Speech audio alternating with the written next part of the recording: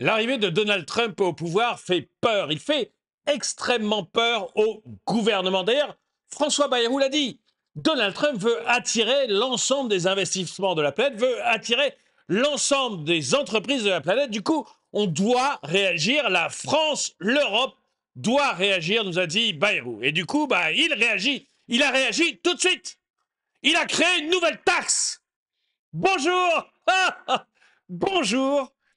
Et bienvenue dans cette nouvelle vidéo de DME en direct. Comme toujours, si vous n'êtes pas abonné, je vous suggère de le faire et de cliquer sur la cloche pour être prévenu lorsque je sors une nouvelle vidéo. Et si vous voulez aider la chaîne ou juste trouver un truc de très sympa à acheter, la boutique DME, le lien est dans la description. N'hésitez pas, vous allez sûrement trouver un truc qui vous plaît, mais je vous en parle en fin de vidéo.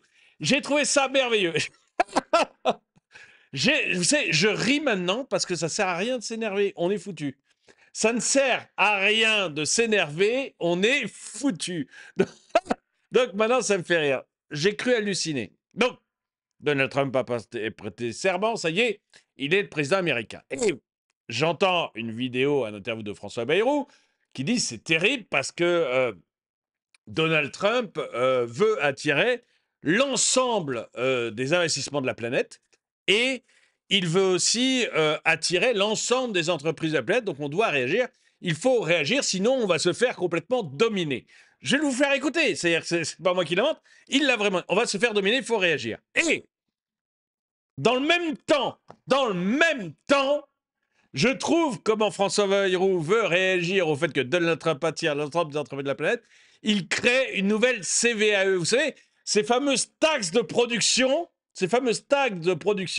qui font que les entreprises doivent payer des taxes avant même d'avoir fait 1 euro de chiffre d'affaires. Ces taxes de production qui nous handicapent tant, même par rapport à l'Allemagne et aux autres pays aux alentours de chez nous. Eh bien, la façon de Bayrou d'attirer les entreprises, de faire en sorte de pouvoir faire un contre-pouvoir à Donald Trump qui va attirer toutes les entreprises et tous les investisseurs, c'est de les taxer. Soit ces gens sont fous, enfin, ils vivent sur une autre planète. C'est pas possible. J'allais dire soit autre chose, mais je vois pas quoi. En fait, ils vivent sous une autre planète. C'est pas possible d'être à ce point à côté de ces pompes. Je vous fais écouter d'abord le merveilleux, je dirais le bon diagnostic de François Bayrou, parce qu'il diagnostique bien. C'est après dans la réponse où ça devient n'importe quoi. Mais le diagnostic en lui-même, il n'est pas mauvais. Je vous fais écouter le diagnostic. Au détriment de nous. Et puis les États-Unis, avec l'investiture du président réélu, les États-Unis ont décidé d'une politique qui est une politique incroyablement dominatrice par le dollar, par la politique industrielle, par la captation de toute la recherche du monde. Donc, ils veulent dominer par la politique industrielle, par la captation de toute la recherche du monde. Et par la captation des investissements du monde.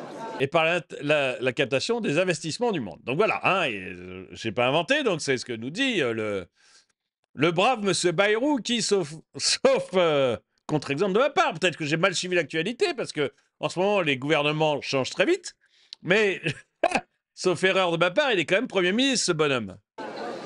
Et si nous ne faisons rien, eh bien notre destin est très simple, nous allons être dominés, nous allons être écrasés, nous allons être marginalisés. Et c'est une décision...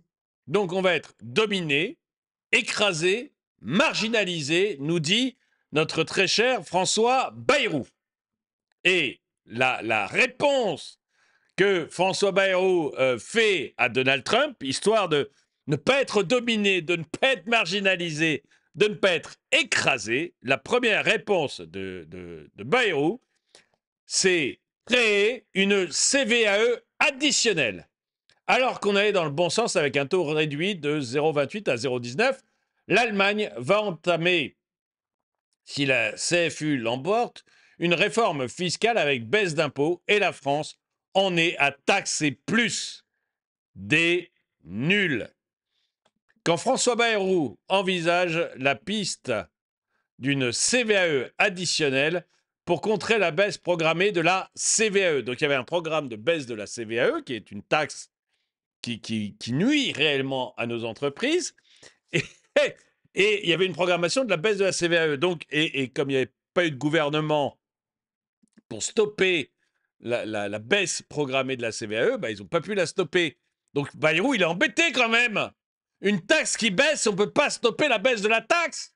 Qu'à cela ne tienne, Bayrou crée une nouvelle taxe CVAE en plus de l'ancienne. Pourtant, même Bruno Le Maire avait reconnu que sa suppression progressive avait un impact positif sur la croissance et les recettes fiscales.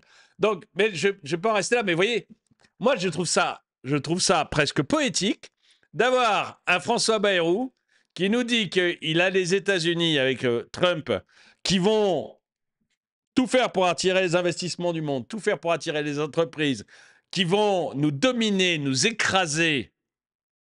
Je ne sais plus quel terme il a employé, on va le réécouter. Nous dominer, non, on va pas le réécouter parce qu'il parle trop lentement, c'est chiant.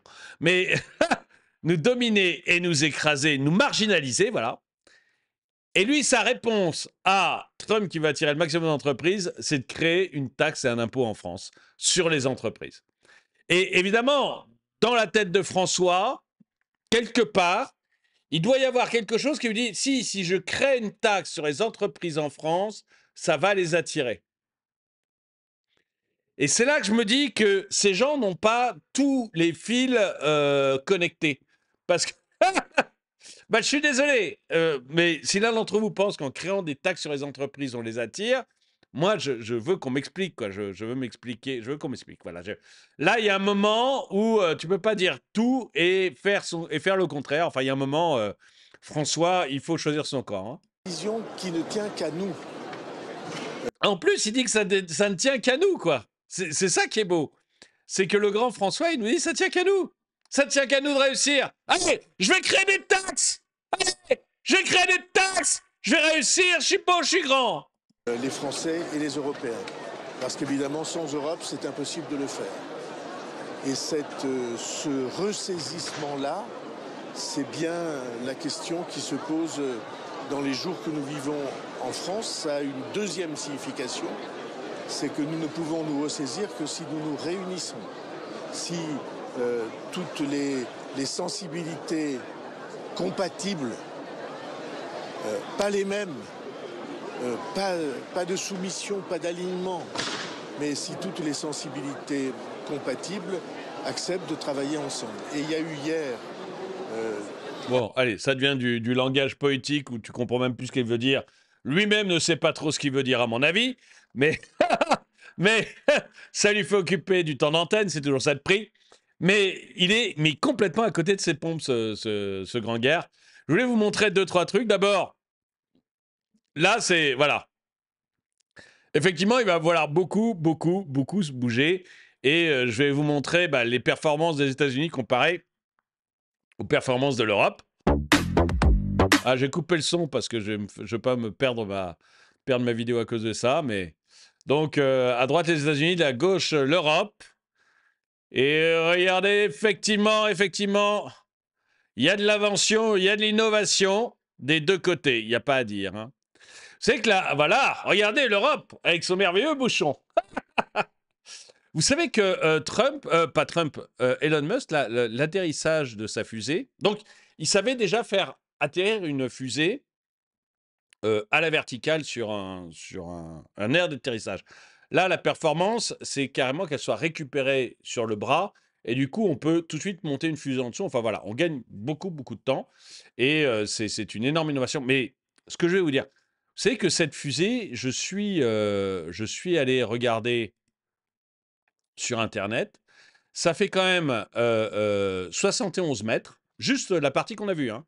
71 mètres de haut, 9 mètres de large. 71 mètres de haut, 9 mètres de large. Récupéré comme ça. 71 mètres de haut, c'est quand même un immeuble, un sacré immeuble. Hein. Récupéré comme ça. On est dans enfin, technologiquement, mais on est dans le délire, quoi. On est dans le délire par rapport à notre bouchon, nous. On arrive à rien on arrive à faire rien du tout.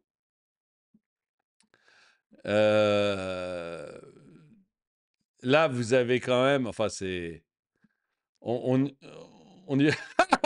Oui, c'est exactement ça. C'est 36-15 résistance de François Bayrou. Je crois que c'est vraiment, vraiment ça. Je crois qu'on en est vraiment là. Et donc, François a créé une nouvelle taxe, histoire de faire en sorte que les entreprises aient envie de revenir. J'ai lu d'autres tweets assez intéressants, je trouve. Bayrou et Macron veulent défendre la France et l'Europe face à Trump. Vous allez faire quoi? Créer un haut commissariat à la compétitivité, une nouvelle taxe écologique, une nouvelle subvention aux entreprises vertes, un nouveau plan de relance européen, un nouveau plan de rénovation urbain, un nouveau chèque formation, voire un chèque reprissage de chaussettes, une nouvelle régulation anti-GAFA. Vos méthodes sont dépassées et passées. Le monde va trop vite, vos esprits de bureaucrates n'arrivent plus à suivre. Afuera. Je suis mais 100% d'accord avec ça. Enfin, on est sur deux planètes, mais tellement différentes. Il y a tellement plus de rapport entre, alors la France, totalement larguée, mais même entre les États-Unis et l'Europe, que ça devient mais incroyable. Je vais vous montrer d'autres choses que j'ai vues et que j'ai trouvé très parlantes parce que vraiment ça rebondissait sur le discours de notre cher François de manière, euh, de manière incroyable. Trump, entouré des patrons de Tesla, Amazon, Apple, Google, Facebook, au premier rang, annonce que l'Amérique va reconquérir le monde et l'espace, forer un max de gaz et de pétrole pour faire carburer son économie et rendre l'Amérique à nouveau riche. Le discours est clair, net. Il y a une vision, un chemin, et ils ont clairement les moyens. Pendant ce temps, on est occupé à parler des bouchons de plastique, à contrôler la parole, à taxer les riches, de rouler à vélo, de se chauffer avec des cols roulés, de prendre sa retraite aux frais des autres et de travailler des jours gratuitement pour l'État. Quand est-ce que ce cirque va cesser et que la France va se reprendre? Où est la vision? Comment se donne-t-on les moyens? Je suis totalement d'accord. On est mais totalement à la ramasse. Je vous ai dit depuis l'élection de Trump, je vous ai dit qu'on allait se faire bouffer par les États-Unis, mais c'est tellement évident. C'est tellement évident. Quand vous voyez notre François Bayrou qui nous dit ah, ça va être terrible, ça va être dangereux, on a face à nous Trump et qui, dans le même temps, taxe davantage les entreprises, vous dites, et discute de nous faire bosser une journée de plus pour le trou de la sécurité sociale. Et ces gens, et taxent davantage les mutuelles, et taxent, c'est taxes de partout, mais c'est surréaliste, mais on va se faire, mais on ne réalise pas encore à quel point on va se faire écrabouiller. Vous savez que le pouvoir d'achat, le PIB par habitant de la France et des États-Unis, enfin de l'Europe, pardon, de l'Europe et des États-Unis était à peu près le même en 2012. On était très proches. Et en l'espace de 15 ans, ils nous ont mis une raclée phénoménale. Et maintenant, c'est 80% supérieur au nôtre. 80% supérieur au nôtre. 30% des Américains, 30% des Américains gagnent plus de 100 000 dollars par an. 30% des Américains gagnent plus de 100 000 dollars par an. Nous, à 3 000 euros par mois, tu fais partie des 10% les mieux payés. Ça veut dire qu'à moins de 40 000 euros par an, tu fais partie des 30% des... Pardon. À plus de 40 000 euros par an, tu fais partie des 10% les mieux payés en France. Aux États-Unis, 30% des gens gagnent plus de 100 000 dollars par an. On est mais à la ramasse, mais d'une force incroyable. Les entreprises vont toutes se barrer. Je ne sais pas si vous avez vu l'intronisation de Donald Trump.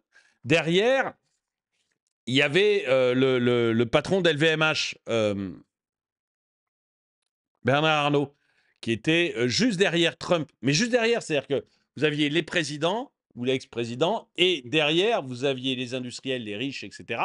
Et vous aviez Bernard Arnault. Mais à votre avis, il y a combien de personnes de l'équipe de Trump qui sont allés voir Bernard Arnault, lui ont serré la main et lui ont dit: «Quand est-ce que LVMH vient chez nous? Quand est-ce que tu viens implanter tes usines chez nous, mon grand?» À votre avis, Elon Musk, qui connaît Bernard Arnault, ils se connaissent, je veux dire, ils sont tous les 2 parmi les 3 plus grosses fortunes du monde, à intervalles réguliers. On a eu des photos d'eux à Paris récemment, donc ils se connaissent très bien. Il a fallu combien de temps pour qu'Elon Musk aille, voir Bernard Arnault? Il s'est tourné, il a fait: «Coucou» et lui dise: «Écoute, tu as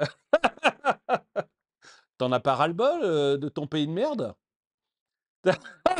Mais ça a dû se passer comme ça, parce qu'il y a un moment, ils ont dit: «Viens chez nous, viens chez nous». Ils veulent pas de toi, ils t'aiment pas. Ils arrêtent pas de te cracher dessus.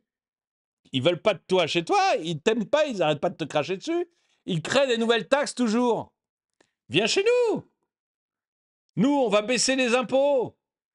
Nous, t'investis 1 milliard et Donald te fait un pont d'or. Il l'a dit lui-même. T'investis 1 milliard et Donald te fait un pont d'or pour que tu aies toutes les autorisations possibles et imaginables pour investir ton milliard. Viens chez nous. Mais on va se faire grignoter à une vitesse, mais grand V, quoi. Alors, je devrais pas sourire, je devrais pas me marrer parce que c'est une catastrophe pour la France, hein. On est d'accord, c'est une catastrophe pour la France. La seule chose qui me fait sourire, c'est que d'une part, j'ai décidé de plus m'énerver parce que c'est foutu et parce qu'on a des dirigeants qui ont décidé visiblement que c'était foutu. Donc, j'ai décidé de plus m'énerver et ça me fait marrer parce que je me dis, le FMI va arriver encore plus vite. Donc, au moins, le souci France va être réglé encore plus vite. Donc voilà, tant pis. J'ai bien aimé aussi ce truc. Je plains les Américains que leur président veut emmener sur un chemin du rêve, de la grandeur, de l'ambition et de la prospérité. Je préfère 1000 fois Bayrou, sa mesure, son sens de la nuance, de la prudence et bien sûr de la priorité écologique. Et c'est vrai que c'est marquant, c'est marrant, c'est marquant. Vous savez, quand vous avez, alors là c'est Bayrou, mais moi j'ai entendu le ministre de l'économie il y a 1 ou 2 jours dire la même chose. Les entreprises, il faut qu'elles comprennent, qu'elles acceptent de devenir moins rentables. Trump ouvre des portes aux entreprises merveilleuses en disant: vous investissez 1 milliard, je vous donne toutes les autorisations pour faire ce que vous avez à faire. Tout. Vous n'aurez même pas à attendre telle ou telle administration ou tel feu vert écologique. Je vous ouvre grand les bras, je vous donne toutes les autorisations pour voir si vous investissez 1 milliard aux États-Unis. Donc d'un côté, c'est ça, c'est-à-dire grosso modo, enrichissez-vous, gagnez du blé, vous allez devenir riche, allez-y à mort. Et d'un autre côté, vous avez un ministre de l'économie qui dit: vous devez vous attendre à gagner de moins en moins d'argent et l'accepter. Mais on est foutu. Mais qu'est-ce que vous voulez que je vous dise? On est foutu, on est dirigé par des dingos, mais par des dingos absolus qui voient le mur en plus. Bayrou nous le dit. Les mecs, ils voient le mur, ils savent que le mur est là. Ils ont compris qu'ils allaient s'écraser comme des mouches sur, sur le pare-brise d'une bagnole. Ils l'ont bien compris, mais ils n'en tirent aucune conséquence. Ils continuent, ils y vont tout droit, et ça a l'air de leur plaire. Moi, je veux dire, et à un moment, faut falloir se poser des questions, quoi. Faut vraiment se poser des questions. Je vous remets ces images que je trouve absolument merveilleuses. Il y a des gens qui vivent dans le 22e, 23e siècle, enfin, vraiment, qui font des trucs qui relevaient de la science-fiction quand j'étais gamin. Voilà, le genre de truc qui atterrit comme ça. Quand j'étais gamin, c'était de la science-fiction absolue. Et de l'autre côté, il y a des gens qui vivent encore, je sais pas, dans un siècle qui n'a probablement jamais existé. Et on voit à quel point on est totalement décroché. Écoutez, dites-moi ce que vous en pensez dans les commentaires. Est-ce que vous avez encore un espoir pour notre pays ou est-ce que vous êtes convaincu que la seule chose qui nous sauvera, ça sera le FMI, quoi, et que on y va tout droit, autant y aller très vite et voilà. N'oubliez pas d'aller sur la boutique d'ME. Si vous voulez faire un clin d'œil, me dire un coucou sympa, etc., m'encourager, vous achetez un Magnet, vous achetez un sticker, hein, ça coûte rien, ça vous fait un souvenir. Et moi, c'est un clin d'œil vraiment sympa. J'aime beaucoup recevoir des petits messages. Je reçois automatiquement un message quand on achète quelque chose et du coup, j'aime beaucoup voir qu'on a acheté un sticker ou un magnet parce que ça fait plaisir et que je sais que c'est pour me faire un clin d'œil, donc c'est cool. Et puis sinon, allez voir quand même, il y a des produits comme ce polo, des produits comme ce mug, il y a 7 logos différents, il y a 90 produits différents. Vous allez trouver quelque chose qui vous plaît et vraiment, vraiment, c'est sympa. Allez jeter un coup d'œil. Quoi qu'il en soit, merci d'avoir regardé cette vidéo. Mettez un pouce vers le haut, commentez, partagez. Et moi, je vous dis à très bientôt.